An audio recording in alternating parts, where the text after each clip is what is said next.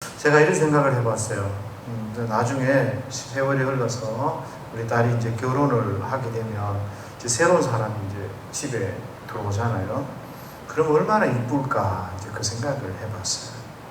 이제 그때쯤 되면 지금 저희 집 가정의 질서가 모두가 이제 파괴가 될 것 같다는 거예요. 지금까지의 삶은 다 잊어라. 이제는 여인천하가 다가왔다. 이렇게 왜요? 딸을 생각하니까 고생하고 막 그럴 것 같아서 그런 것 같아요. 그러다 보면 아들도 장가를 가게 돼서 이제 며느리가 들어오든지 이렇게 하면 어떻게 해요? 제 마음이 막 이런 거죠. 좀 힘들다 그러면 그래 남자들 다 나가서 설거지하고 막 그렇게 살자 막 이렇게 말하고 싶고 막 이런. 그리고 나서 막 힘들어요. 뭐가 좀 음식하는 게 좀 부담스러워요. 막 이렇게 이야기하면 준비하지 말자고. 요즘 세대에 왜 뭐 그런 거 부태의연하게 그런 거에서 먹냐고. 그냥 한 끼 먹고 말면 되지만 이렇게 말할 것 같은 거예요. 만약에 그것도 좀 어려우면 내가 집사람하고 같이 이제는 내가 교회 일을 하다가 여행도 한번 못 가봤으니까 나도 이제 여행 한번 가봐야 되니까 명절에는 여행 좀 갔으면 좋겠다. 그러고 나서 부쩍 그냥 너네는 돈만 줘. 그렇게 해서 그냥 가고 싶은 거예요. 좀 편안하게 그렇게 지내게 하고 싶다는 생각이 막 들더라고요. 경상도 남자인 내가 이제 이 정도면 다른 아버지들 어떻게 했어요? 다르겠습니까? 그렇지 않거든요. 자식들을 향해서 사랑하고 귀하고 막 이렇게 하면 되게 가정이 행복할 것 같아요. 그런데 입장을 바꾸어서 며느리한테 행복하십니까? 라고 물으면 정말 행복하다고 이야기할까? 어느 부모가 자기 자녀를 사랑하지 않는 부모가 누가 있겠어요?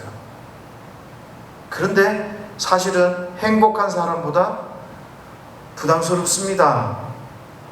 좀 시댁은 아니면 처가댁은 조금 불편한 게 있습니다. 라고 말하는 게 훨씬 더 많아 보이고 어려워 보이는 것 같다라는 생각이 있어요. 왜 그렇겠어요? 여러 가지 이유가 있겠죠. 서로의 기대치가 또 높기도 하고요. 문화 차이가 있기도 하고 또 배려가 좀 부족하기도 하고 또 자기 욕심이나 뭐 이런 여러 가지이기 때문에 뭔가 좀 불편함이 있고 성숙하지 못함 이런 것들 때문에 어려움들이 계속 있다는 거죠. 우리가 사랑한다고 하고 사랑하려고 해도 이 눈에 보이는 가족들, 이 가족들도 맞추기가, 서로를 맞추고 살아가기가 쉽지 않은데요. 우리 신앙생활 어떨까? 하나님과 정말 잘 맞추어서 하나님이 원하고 하나님이 기뻐하시는 그런 삶의 모습대로 우리가 신앙생활을 하고 있을까? 라는 생각을 해보게 됩니다. 사실 구약 성경을 보면요, 이스라엘은 하나님과 잘 안 맞습니다. 이스라엘 백성은 어때요? 우상 숭배하거든요. 처음에 가나안 땅에 들어갔을 때 그냥 실무시 이방인들이 가나안 땅 그 사람들이 살아가는 그 모습들을 조금씩 문화를 받아들여요. 그러다가 나중에 한참 가면 여호와를 배교하고 여호와를 버리고 그 사람들이 신을 쫓는 그런 일들이 이스라엘 백성 가운데 있어요. 끊임없이 거짓 여호와를, 거짓 신을 만들어내고 죄를 짓고 이런 삶을 살아가는 거죠. 교회 다니는 분들 중에도 그런 분 있잖아요. 청년들 사랑하는 자기가 자기하고 운명이 어떨지 궁금해. 타로 좀 이런 거 보자 그러면 본다고요. 왜? 문화라고 생각하거든요. 사랑하니까 이 정도쯤 할 수 있을 거 아니야? 자기야, 나 자기하고 같이 저기 들어가서 주일날 하루만 빠지면 되지 않을까? 이런 생각들, 이런 것들을 통해서 이야기를 하거든요. 그런데 거기에 조금씩 나도 모르게 빠져드는 거죠. 세상에서 좋은 모습, 즐길 수 있는 모습, 다른 사람들이 하는 그 모습, 그런 모습들을 보면 사실 해보고 싶거든요. 따라서. 그러다 보면 세상의 가치관, 세상의 세계관이 우리 속에 이렇게 우리도 모르게 들어오는 게 그게 현실입니다. 그러면 이 신앙생활이 어떤가? 불행한 거예요. 불행한 거. 교회를 다니는데 행복하지 않은 거예요. 내가 하고 싶은 거 못하는데 뭐 행복하겠어요? 내가 가지고 싶은 거 마음대로 가지지 못하는데 뭐가 그래 행복하겠어요? 그러면 사람이 어떻게 되냐면 적당히 하는 거예요. 적당히. 남들 보기에 적당히. 이러면 하나님도 마찬가지 아니겠어요? 자녀라고 하나님이 불러놓고 예배를 드린다고 했는데 수백 명, 수천 명이 모여있는데 제대로 예배하는 사람이 없네. 하나님을 기뻐하고 하나님을 사랑하고 하나님의 은혜를 기뻐하는 그런 사람이 없는 거죠. 그러면 하나님도 행복하지 않고 억지로 그 자리에 앉아있는 사람들도 행복하지 않고 이런 삶을 이런 그 신앙생활을 한다면 그 종교생활에 불과할 뿐인 거죠. 그래서 이사야서 1장에 이런 말씀을 합니다. 누가 내 집에 오라 그러냐? 너희는 와서 내 마당만 밟고 있네? 너희는 제사한다고 하지만 너희 마음은 다른 데 다 있고 실컷 죄 짓고 실컷 너희 마음대로 살고 오늘 하루 제사 지낸다고? 화목제물 드린다고? 너희 손에 피가 가득하다. 그렇게 예배드리고 그렇게 하나님 앞에 오는 게 뭐 그리 중요하겠나라는 생각을 해봅니다. 그래도 어떤 분들 그러겠죠. 안 오는 것보다 낫지 않습니까? 하나님 보시기에는 그방그방 같을 것 같다라는 생각이 듭니다. 형제들끼리 노다지 싸우면서 싫어하고 다투고 있으면 그 모임이 뭐가 그래 행복하고 좋겠어요? 그 모임 보면서 부모님이 기쁘시겠어요? 아니거든요. 그래서 저와 여러분들은요, 이 신앙생활 하는 데 있어서 형식적이고 이런 걸 좀 뛰어넘어서 진짜 이 마음속에서 우러나는 그런 신앙생활이 돼야 합니다. 그러려면 내가 정말 하나님이 사랑해야 되고 하나님이 기뻐해야 되고 내가 하나님의 은혜로 산다는 것을 깨달아야 되고 그래야 내가 와서 하나님을 예배드리고 하나님 앞에 서는 게 기쁘고 즐거운 거예요. 형식적으로 하면 내 고집만큼 내 의만큼 할 수 있어요. 그러나 진짜는 못합니다. 진짜. 적어도 저와 여러분들이 우리가 가지고 있는 가장 중요하고 사랑하는 것들, 재물이 될 수도 있고 이렇게 있잖아요. 그런 것들보다 훨씬 더 하나님을 사랑하셔야 됩니다. 오늘 본문은 그런 재물, 정말 사람이 중요하게 생각한 재물, 그것들에 대한 교훈이 있고요. 그것들과 연결되어져서 좀 바꿔서 이야기하면 영생에 대한, 구원에 대한 이야기도, 교훈도 우리에게 주어집니다. 그래서 16절부터 어떤 사람이 주께 와서 이르되 선생님이 내가 무슨 선한 일을 하여 영생을 얻겠습니까? 내가 어떻게 하면 구원을 얻을 수 있겠습니까? 라고 묻습니다. 그러니까 17절에 뭐라고 되어 있습니까? 예수께서 이르시되 어찌하여 선한 일을 내게 묻느냐? 선한 이는 오직 한 분이시니라 라고 말씀을 해주셔요. 어떻게 구원받습니까? 선한 일을 왜 내한테 물어? 선한 이는 하나님밖에 없어? 이 대답을 이렇게 보면서 이게 말이 되는 것 같기도 하고 말이 안 되는 것 같기도 하고 조금 이상한 부분이 있어요. 그죠? 그래서 제가 예전에 선생님한테 성경 공부하면서 들은 그 해석이 있어서 여러분들과 같이 나누기를 원합니다. 그 해석을 보시면 여러분들도 좀 괜찮을 것 같아요. 사람들은요, 사람마다 살아가는데 그 기준이 있어요. 기준. 특별히 악한 것과 선한 것에 대한 기준이 있어요. 그런데 우리가 가지고 있는 그 기준이 문제가 참 많다는 거죠. 무슨 말인가 하면 교회 다니는 사람들이 성경을 읽잖아요. 늘 성경 읽어라. 성경 읽어야 하나님을 만난다. 성경 읽는 가운데 하나님 깨달음을 주신다. 성경 읽으라 그래요. 그런데 성경을 부지런히 읽었습니다. 그런데 내가 살아가는 이 삶 가운데 내 삶의 기준이 성경이 안 된다는 거예요. 오히려 세상 사람들이 말하는 일반적인 그 윤리, 이것을 선과 악이라고 생각하며 사는 거예요.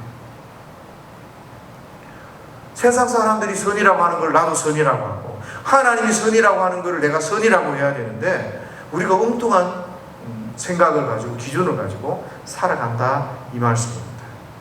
성도에게 있어서 선의 기준은요, 하나님이세요. 누구시라고요?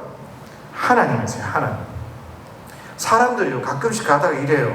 기독교 윤리나 이런 것들을 보면 하나님은 아주 선하신 분이다. 우리가 하나님을 평가하는 거예요. 하나님은 완벽하신 분이고 완벽하신 분이 맞아요, 그죠? 그런데 우리가 평가하는 거예요. 우리가 이렇게 하나님 일을 하시는 걸 보니까 이런 죽기까지 사랑하시고 하는 이런 모습들을 보니까 하나님은 정말 선하신 분이다. 이렇게 우리가 점수를 매기고 평가를 한다는 거예요. 하나님은 우리에게 그런 대상이 아니세요. 우리가 하나님은 선하신 분입니다 라고 찬양을 할 수 있지만, 하나님을 점수를 매기거나 하나님을 함부로 판단하는 것은 우리의 몫이 좀 아닌 거죠. 넘어선 거죠. 창조자이신 이 하나님을 우리가 함부로 선하신 분, 첫 채점을 하고 완벽하신 분, 우리가 채점을 하는 게 아니라 창조자이시고 우리를 만드신 분이기 때문에 선하신 거예요. 완전하신 거예요. 이 말은 무슨 말인가 하면, 선의 기준이 누구냐? 하나님이시라. 하나님이 시키는 일 다 맞아요. 하나님이 하시는 그 일 다 선하세요. 하나님이 온전하시고 하나님이 완벽하시기 때문에 하나님이 우리의 선의 기준으로 저와 여러분들이 생각을 하셔야 하는데, 우리는 자꾸 어떤 걸 가지고, 세상의 기준을 가지고 세상의 윤리를 가지고 하나님 옆에 잣대를 갖다 대는 거예요. 아들까지 버리신 그 사랑이 너무 크다. 이런 희생적인 사랑이 어디 있느냐? 참 선하신 분이다, 이렇게 하는 게 아니에요. 하나님은 선하신 분이시죠. 하나님 행하신 그 일들은 완벽하고 선하시다. 이렇게 저와 여러분들이 선의 기준, 내가 살아가는 삶의 기준을 저와 여러분들이 분명히 하셔야 합니다. 그런데 때때로 이런 선의 기준이 성경을 보다 보면 이해가 안 될 때가 있어요. 이삭을 바치라고 해요. 세상 사람들도 자기 자식을 불태워 죽이면 그거 안 된다고 말리는데, 하나님께서 아브라함에게 이삭을 갖다 바치라고 해요. 우리 기준하고 맞지 않아요. 우리 선의 기준하고. 그럼에도 불구하고 하나님이 해라, 그것이 온전한 선인 거예요. 그런데 하나님은 어떻게 하셔요? 말리시죠. 그건 테스트니까. 다말에게 너 아무도 고엘 제도를 이행하지 않으니까 너의 시아버지와 함께 동침해서 네 자손의 대를 이어라. 세상 사람들이 보기에는 아니 세상에 이런 일이 어디 있어요. 그런데 하나님이 행하라 하셨으니까 그것은 선이 되는 거예요. 그래서 룻기에 보면 뭐라고 합니까? 이 다말이 복을 받을지어다. 복을 받을지어다. 형제를 구원하고 형제의 잘못을 대신해서 희생하고 형제의 빚을 갚아주고 그의 삶을 구해주는 그 구원의 삶. 대가 끊겼는데 그 대를 이을 수 없는데 그 대를 다시 이어가게 하는 그 생명을 주고 그것을 새롭게 하는 그 구원의 삶이 복되다, 복되다. 누가 명령하신 거기 때문에 하나님이 말씀하신 겁니다. 저와 여러분들은요, 선의 기준을 정확하게 잡으셔야 합니다.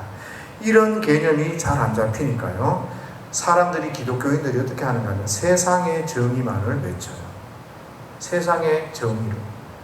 하나님의 공의를 외쳐야 되는데 세상의 공의를 외치는 거예요. 세상의 정의를. 그래서 교회 다니는 사람들 중에서 이게 바른지 바르지 못한지도 구분도 못한 채 동성애를 지지하는 사람들이 있다. 세상의 정의에서는 동성애가 가능해요. 그렇지 않나요? 저 태어나면서부터 그래요. 그게 죄입니까? 저 태어날 때부터 장애였어요. 장애로 태어난 게 죄입니까? 죄 아니에요. 죄 아니에요.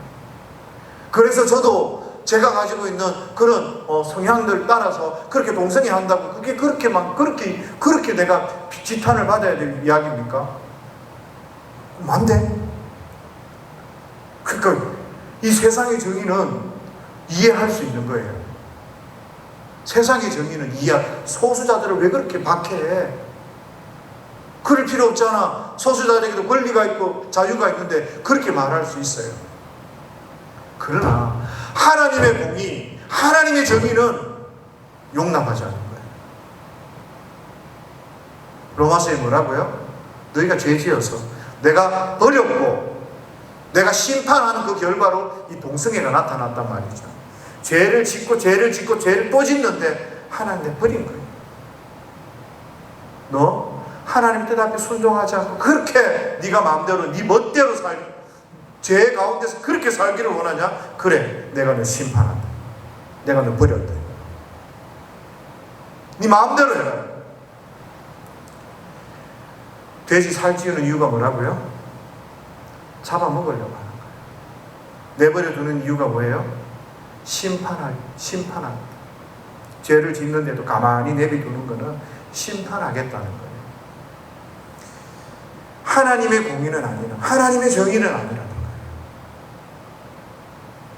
그런데 하나님을 믿는 사람들이, 하나님을 아버지라고 믿는다고 하는 사람들이 정신이 나가서 그거 맞다라고 이야기하고 있으면 그는 세상 사람이에요. 하나님의 사람이 아니라. 그래서 저와 여러분들이 선의 기준이 무엇인지를 좀 잘 아셔야 합니다. 그래서 하나님의 이 선의 기준을 따라서 살기 위해서 예수님이 뭐라고 해요? 계명을 지키라. 네가 생명에 들어가려면 계명을 지키라. 말씀을 지키고 말씀대로 살아라. 뭐 하라고요? 계명을 지키라. 말씀대로 순종해라. 하나님의 그 선한 뜻이, 그 판단이 성경에 나온다는 거죠. 그러니까 예수 믿는 사람은 성경을 부지런히 읽으셔야 됩니다.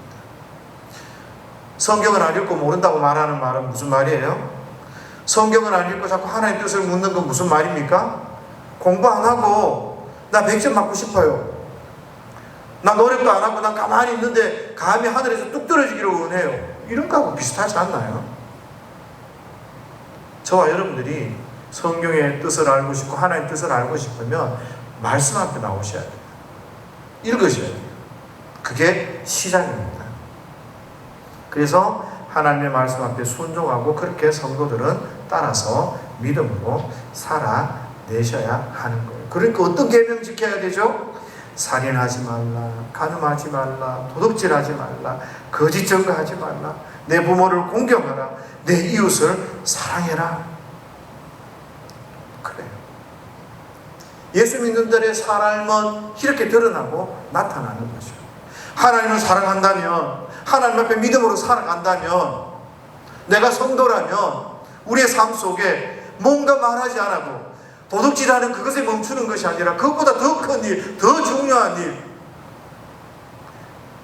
더 귀한 일들을 하면서 예수 믿는 사람답게 그렇게 믿음으로 살아가는 거죠. 그런데 이 청년이 착각하고 있어요.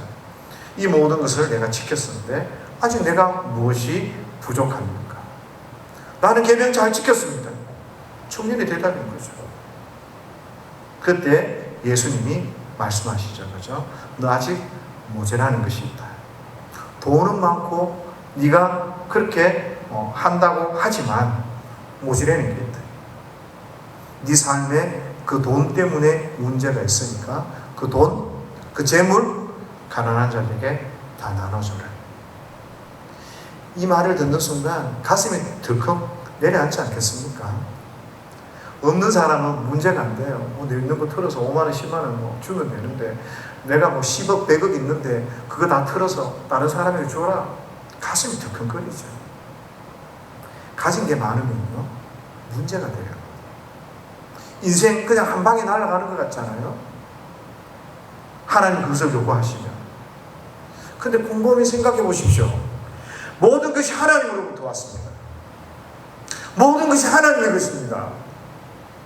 그때 사람들은요, 이 돈이, 이 재물이 내 손에 쥐어져 있으니까 내 것이라고 착각하는 거죠. 그 착각에서 벗어나셔야 됩니다. 하나님이 항상 우리에게 모든 것 다 버리라 그렇게 말씀하지 않으세요. 그런데 이 청년에게 뭐가 문제가 됐어요? 재물이 문제가 된 거예요. 그리고 당당하게 내가 하나님의 계명을 잘 지켰습니다 라고 이야기하는 거예요. 그러니까 너 그러면 그 재물 하나님 앞에 한번 드려봐라. 이웃을 위해 한번 나누어봐라. 하나님이 우리에게 문제가 되는 것들, 우리가 매여져서 우리가 그것 때문에 살아가는 것들, 그런 것들을 내려놓기를 원하시거든요. 자식이 우상인 가정 어떻게 하던가요? 사람들이 자식을 뒤흔들어요. 그러니까 내가 내 자식이지만 하나님 앞에 드립니다. 좋을 때는 그 자식 붙들고 자랑하고 그 자식 의지하다가 이 자식 해도 안 되니까 그 자식 하나님 앞에 내어드립니다. 막 이러잖아요. 지금 이 청년은 어떻습니까? 재물이 재물이 그 사람 마음속에 든든히 있거든요. 못 먹고 살고 힘들고 어려운데 나는 먹을 게 든든해요. 그러니까 이 재물이 하나님보다 앞서지 않습니까? 연금 같은 거 이런 거 있잖아요. 연금 300만 원 나옵니다. 400만 원 나옵니다. 100만 원 나와서 어떻게 삽니까? 50만 원 받아서 연금 어떻게 살아? 아이고 나는 그래도 300 나오니까 아이고 그래도 뭐 노후는 살 수 있습니다. 연금이 하나님보다 앞서면 되겠습니까? 연금이 있으면 우리가 살기 편하기는 해요. 그렇지만 그 연금이 하나님보다 앞서면 안 된다는 거죠. 그 연금에 매여가지고 막 돈. 어떤 사람은 지식, 어떤 사람은 건강, 어떤 사람은 권세, 막 이런 것에 매여가지고요. 그것이 하나님보다 앞서는 일들이 너무 많아요. 하나님 의지하셔야 됩니다. 하나님. 연금 죽을 때까지 돈 나오니까 나 편할 것 같죠? 살만하다 이런 생각을 하죠? 큰 코 다칩니다, 여러분들. 훈련을 잘 받으셔야 됩니다. 그 연금 내려놓고 다 쓰라는 게 아니에요. 다 받지 말고 나 나눠주라는 게 아니에요. 하나님을 하나님께 매이시고 하나님 붙드셔야 됩니다. 그 연금 붙들고 있다가 잘못되는 경우 참 많습니다. 나 연금 없는데요. 저는 걱정하지 마십시오. 하나님이 먹이시고 입히십니다. 하나님 우리를 먹이시고 하나님 우리를 입히십니다. 예전에 간장 한번 드렸죠. 저희 모친이 우리 집에 자꾸 뭐 가지고 배가 있으면 배 2개 갖고 사과 1개 갖고 뭐 못 먹는가 싶어서 자꾸 갖다 주고 그러다가 오늘은 하나님 깨닫게 해주신 거죠. 내 종은 내가 먹이고 입힌다. 그러고 나서 그 깨달음 있고 나서는 저희 집에를 잘 못 오세요. 뭐 자꾸 이제 뭔가 마음이 쓰여서 그러는데 잘 못 오세요. 어쩌다가 한번 오라고 해도 그냥 가려고 해요. 자꾸. 그 어떤 느낌인지 아세요? 하나님이 여러분들을 그렇게 붙드신단 말이에요. 세상 사람들이 뭐라고 주고 뭐 돈 주고 뭐 하지만 그게 매니까 하나님이 여러분들을 먹이고 입히시고 하나님이 여러분들을 붙들어 가신다는 거예요. 그 하나님의 그 깨달음이 여러분 가운데 있으시기를 주의 이름으로 축복합니다. 우리 애를 자꾸 매이는 거 있잖아요. 우리가 저거 매이는 거 그런 거 툴툴 털어버리세요. 그거 툭 내려놓으세요. 그 훈련 잘 하셔야 노후가 편안하십니다. 문제는요, 이렇게 툴툴 털어내지 못하니까 이 부자가 뭐예요? 처음에 했던 질문이 어떻게 영생을 얻습니까? 어떻게 구원받은 하나님의 백성이 됩니까? 자기는 선택받은 민족이라고 선택받은 사람이라고 생각하면서 질문했잖아요. 그런데 23절 다 같이 한번 읽겠습니다. 23절 다 같이 시작. 예수께서 제자들에게 이르시되 때문에 내가 진실로 너희에게 이르노니 부자는 천국에 들어가기가 뭐하다고요? 어려우리라. 이 부자 지금 천국 들어가기 힘들다는 거예요. 돈에 매여가지고 하나님보다 더 앞세우고 천국 가기 힘들다. 여러분 교회에 있으면 장례 많이 치르잖아요. 그런데 어떤 분은 장례를 치르면서도 저분 천국 갔을까? 목사지만 의무를 품을 때가 있어요. 목사가 의무를 품을 정도가 되면 성도들은 어떻게 했습니까? 돈을 우상으로 섬기고 막 돈 하고 막 하던 그분이 돌아가셨어요. 여러분들 마음에 그 마음 없겠어요? 야, 저렇게 돈 찾다가 저 예수님을 믿기나 믿나? 이런 생각 우리 들잖아요. 이 부자가 그런 거죠. 돈에 매여 있으니까. 하나님 보시기에 아니라. 예수님 보시기에 아니라니. 너 걔는 다 지켰다 그러는데 그 다 지켰는데 안 된다. 어렵다. 그 무슨 말입니까? 자기는 다 지켰다고 착각하는데 계명을 제대로 못 지킨 거예요. 못 지킨 거예요. 그래, 너 계명 지켰다고? 그 어느 정도까지 해야 되는 줄 알아? 너 다 팔아라. 가난한 사람이 다 나눠줘라. 그만큼 이웃을 사랑하고 다른 사람을 섬겨봐라. 문제는 뭡니까? 재물에 매여 있으니까 못하는 거예요. 하나님 우선이면 어떻게 해요? 할 수 있어요. 그게 가능할까요? 하나님 사랑해서 다 바치는 거 가능합니다. 왜 그래요? 젊은 청년들을 보십시오. 자기 인생을 들여서 선교사로 나가기도 하고 많은 사람들이 우리가 상상할 수 없는 그런 계획들을 하나님 앞에 범감하면서 주의 일을 위해서 그렇게 드리는 그런 일들을 우리가 보지 않습니까? 비근한 예로 저와 여러분들이 자식을 위해서라면 그러잖아요. 내가 이때까지 살아왔던 삶의 방식도 내 바꿔버린다고. 내 설거지 할 수 있다고. 왜요? 사랑하니까. 어느 부모가 자녀가 아프고 하면 내 재산 다 털어서라도 자식을 고치고 싶지. 돈 때문에 내 저 안 된다. 이런 사람 누가 있어요? 하나님을 사랑하면요. 그렇게 된다니까. 너 전 재산 다 드려라. 아니 뭐 드리죠. 그까짓 거 벌면 되고. 그까짓 거 생각하면 되죠. 사랑하면요. 사람이 달라지는 거예요. 결국 신앙이라는 게 내가 내에 있는 이런 것들을 다 내려놓고 툴툴 털어버리고 하나님을 신뢰하고 하나님 말씀 앞에 순종하고 하나님 사랑하고 또 내 옆에 있는 이웃들을 사랑하면서 그렇게 사는 그게 바로 신앙이고 그게 바로 믿음 생활인 거예요. 그렇기 때문에 이 믿음 생활, 이 신앙 생활을, 이 사랑하는 생활을 제대로 해야 되는데 진심으로 해야 되는데 대충 하면 어떻게 해요? 불행한 거예요. 내가 하고 싶은 것도 못하고 내가 포기하는 것도 다 포기 못하겠고 어중간한 거죠. 그게 제일 힘든 거예요. 믿으면 믿고 나가야 되는데 이것도 아니고 저것도 아니고 물에 물 탄 듯 술에 술 탄 듯 덥지도 않고 차갑지도 않고 적당하게 모양만 내면 그 시간만 같잖아요. 그러니까 사도 바울이 이야기하지 않습니까? 부활이 없다면 나는 그 부활을 하나님의 약속을 믿기 때문에 하나님 나를 부활시킬 것을 믿기 때문에 나는 죽을 만큼 힘을 다해서 지금도 내가 주님 앞에 죽어도 기쁠 만큼 그렇게 하나님 앞에 살았는데 부활 없다고 그러면 우리 인생은 살지 않나요? 정말 불쌍한 사람이 우리 아니냐? 라고 말하잖아요. 예수 믿는 게요. 그런 희생과 헌신과 하나님을 향한 그런 것들이 있어요. 그런데 아무것도 아니다. 아유, 불쌍한 거예요. 저와 여러분들은. 세상에 이런 바보들이 없고 세상에 이렇게 불쌍한 사람들이 없는 거예요. 예수 믿는 사람들이. 믿음으로 살았는데.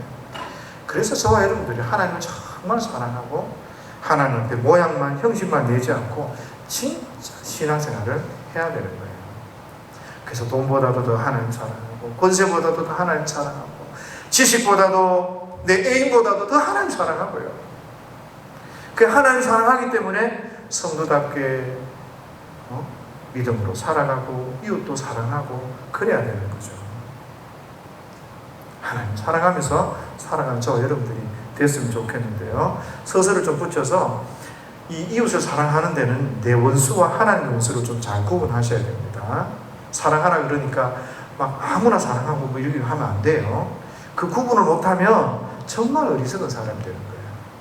사람이요, 나를 핍박한다고 해서 내 원수가 내 적이 아니에요. 내 옆에 있다고 친구처럼 살랑살랑 알랑방구를 낀다고 해서 그렇다고 해서 나를 사랑하고 내 친구가 아니라는 거예요. 베드로 보세요. 예수님 십자가 지는데 마귀짓 하잖아요. 그래서 우리가 내 옆에 있는 사람이나 나를 핍박하는 사람이나 누가 누군지를 몰라요. 그러니까 우리가 어떻게 해요? 말씀 앞에서 기도하면서 더 나를 내려놓고 하나님 뜻이 무엇인지 참고 인내하고 그렇게 살아가는 거죠. 그러면서 우리가 어떻게 돼요? 점점 성도가 되어져 가고 하나님 앞에 성숙하게 되어가는 거예요. 그런데 실수할 때도 있고 잘못할 때도 있는데 문제는요, 우리의 태도가 하나님을 사랑하고 하나님 앞에 있으니까 하나님께서 그런 실수, 그런 잘못된 선택 개의치 않으세요. 하나님은 개의치 않으세요. 왜? 그런 실수점은 바로 돌이킬 수 있거든요. 내 아들 뭐 실수했다고 그거 가지고 막 그러지 않아요. 왜? 아들은 나한테 묻는다고 했는데, 나의 말을 듣는다고 했는데 잘못 판단했거든요. 잘못 생각, 자기 욕심을 요래 가지고 요거 하려고 이런 게 아니라 하나님 말씀대로 한다고 했는데 잘못했거든요. 하나님, 예스, 괜찮아. 하나님 능력이 있으니까. 하나님 힘이 있으니까 모든 걸 돌이킬 수 있고 모든 것을 새롭게 할 수 있는 하나님 능력이 있으니까 그건 괜찮은 거예요. 그러나 우리가 정말 하나님을 사랑하지 않고 그런 척하고 이렇게 해도 하나님이 기뻐하시지 않거든요.